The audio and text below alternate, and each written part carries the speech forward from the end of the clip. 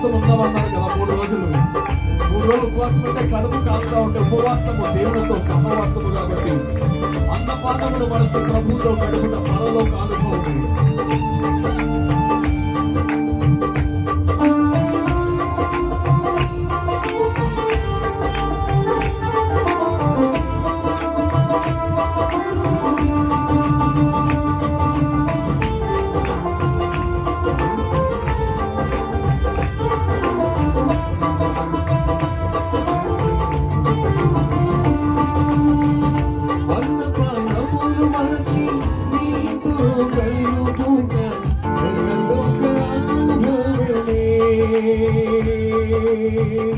అన్నపానములు మరచి నీతో గడుపుట పరలోక అనుభవమే.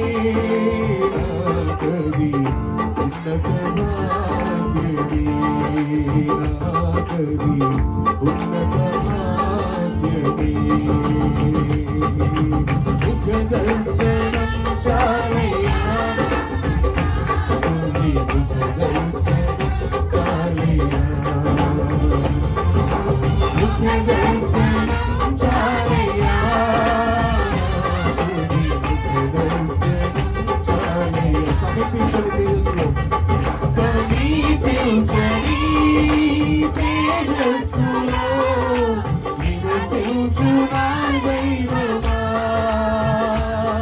సమీపించండి తేజస్సులో నివసించు నా దైవమా.